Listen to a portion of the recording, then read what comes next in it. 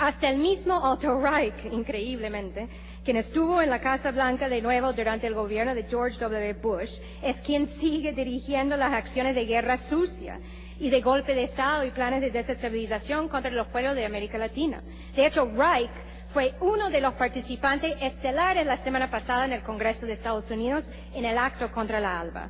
Y él también estuvo el año pasado mano en mano con los golpistas en Honduras. Vemos cómo a través de estas operaciones psicológicas o campañas mediáticas, como también se pueden llamar, han hecho un trabajo duro para convencer a la opinión pública internacional que el presidente Chávez está vinculado con el terrorismo, el narcotráfico y que es un dictador. Ha sido una estrategia de reciclaje y repetición de información durante más de 5 años por lo menos, comenzando, en un análisis con la declaración de la entonces secretaria de Estado, Condoleezza Rice, enero 2005. Ella declara ante el Senado de Estados Unidos, en una audiencia de confirmación para ser secretaria de Estado, que Hugo Chávez es una fuerza negativa en la región. Luego vino, después de esa declaración, el bombardeo mediático todos los días en los grandes medios de comunicación y los voceros del Departamento de Estado, del Pentágono, de las diferentes agencias de Washington, haciendo el juego de repetir informaciones generadas en los laboratorios que buscan y siguen buscando satanizar al presidente y justificar cualquier agresión en su contra. Y la CIA continúa estas actividades de forma más subversiva y clandestina. Por cierto, en 2006, la Dirección Nacional de Inteligencia estableció una misión especial para Venezuela y Cuba, agrupando los dos países en una sola estrategia de desestabilización. Solo 3 misiones de este tipo, de alta prioridad e importancia para la comunidad de inteligencia estadounidense, fueron creados en ese momento. Uno para Irán, otro para Corea del Norte y otro para Venezuela y Cuba. El año pasado abrieron otra para Afganistán y Pakistán. Si analizamos bien cuáles son los países incluidos, Irán, Corea del Norte, Afganistán, Pakistán, Cuba, Venezuela, o son ya enemigos declarados de Washington, o son lugares donde hay conflictos bélicos, con la excepción de Venezuela. ¿Dónde entra Venezuela en esa lista? De hace 5 años, Cuba fue declarado enemigo de Estados Unidos por Estados Unidos, pero técnicamente Venezuela aún no lo ha sido. Pero es obvio, basado en esta misión y en esta importancia que dan a la estrategia de seguridad y defensa de Estados Unidos en el caso de Venezuela, que Venezuela es considerado un adversario principal. Esto significa una mayor inversión en todas las operaciones de inteligencia y espionaje contra Venezuela. Y eso hay que tomarlo con muchísima seriedad y desarrollar estrategias en concordancia con la amenaza que esto representa. Pero además de la CIA, porque son muchas agencias que están actuando contra Venezuela, hay ahora fachadas con las cuales cuenta Washington para ejecutar operaciones de desestabilización, pero con estas caras más legítimas, más digeribles. El financiamiento a través de las agencias de Washington, como la USAID, la Agencia Internacional de Desarrollo de Estados Unidos, y la NED, National Endowment for Democracy, o Fondo Nacional para la Democracia, ellos tienen un solo propósito: provocar un cambio de gobierno en Venezuela. La USAID es el brazo financiero del Departamento de Estado, y la NED es una entidad creada por el Congreso en el año 1983 para hacer, según ellos mismos, un trabajo que antes hacía la CIA, pero con una fachada legítima. Ellos lo llaman promover la democracia. Qué bonito. La USAID opera aquí en Venezuela de forma no autorizada, escucha eso bien, de forma no autorizada, con una oficina de transición, así se llama Oficina de Iniciativas hacia una Transición, desde el año 2002. Según el último informe anual del 2010 de la USAID sobre sus operaciones en Venezuela, $9.29 millones fueron invertidos este año en esfuerzos para, según ellos, apoyar los objetivos de la política exterior estadounidense en Venezuela.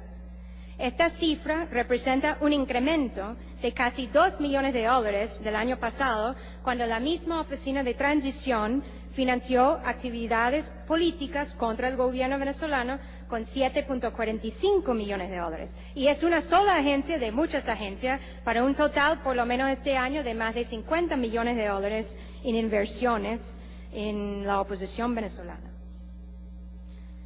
En ese mismo informe de 2010 de la USAID, ellos mismos dicen que ahora operan desde la Embajada de Estados Unidos. Antes tenían oficinas afuera, en Caracas. Ahora dicen que operan ellos mismos desde la Embajada de Estados Unidos en Caracas y que forma parte de sus actividades de un esfuerzo mayor para promover la democracia en Venezuela.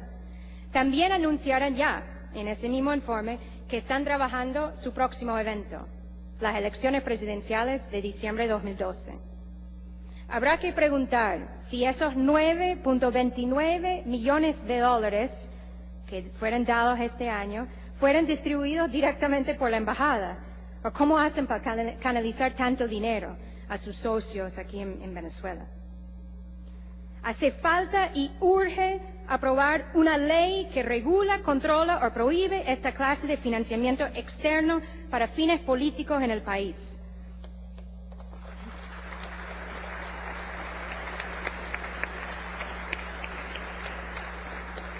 Es algo que está haciendo mucho daño al avance del proyecto político y es una grosera violación de la soberanía nacional. Ni siquiera está permitido en los propios Estados Unidos.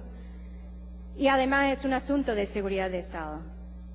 Ahora viven cientos de organizaciones venezolanas del conflicto político en el país que ellos mismos se alimentan con un financiamiento externo. Es insólito que ese financiamiento solo busca socavar la democracia nacional e impedir la integración latinoamericana. Un documento secreto, que ahora está desclasificado, del Departamento de Estado de 5 de marzo de 1992, sobre los acontecimientos del 4 de febrero de 1992, reveló la gran preocupación que tenía Washington si su proyecto neoliberal fallara en Venezuela. Cito: un golpe de Estado exitoso en Venezuela, y es el lenguaje que emplean ellos sobre el 4 de febrero, un golpe de Estado exitoso en Venezuela impactaría muy grave en los intereses estadounidenses en el hemisferio. A pesar del impacto negativo de corto plazo sobre la clase pobre y la clase media, o sea, repito, a pesar del impacto negativo de corto plazo sobre la clase pobre y la clase media, o sea, yo no le importaba que impactara negativamente a la clase pobre y la clase media aquí en el país. Nosotros creemos que las políticas económicas de Carlos Andrés Pérez son exactamente lo que se necesita para reformar la economía venezolana. El derrocamiento de Carlos Andrés Pérez mandaría un mensaje frío a la región sobre la viabilidad de implementar la reforma económica. O sea, parafraseando a Henry Kissinger, si Estados Unidos no podía controlar a Venezuela, ¿cómo iba a dominar América Latina? Venezuela siempre ha sido la pieza clave del éxito de la hegemonía estadounidense en América Latina. Y ahora, con la revolución bolivariana y con la ALBA, todo eso ha cambiado.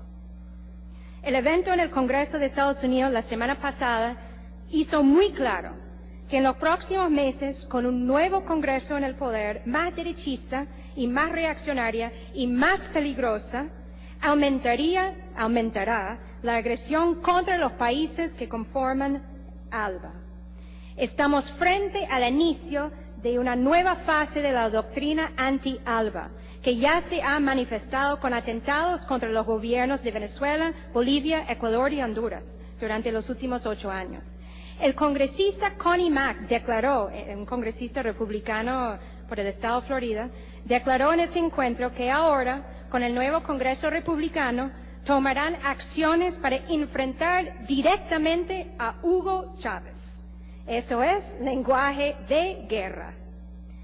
En la última reunión de la OTAN en Lisboa, que fue el fin de semana pasado, los países miembros de esa alianza militar concluyeron que su nuevo concepto estratégico era para actuar en cualquier lugar del mundo contra cualquier amenaza a la seguridad de sus intereses.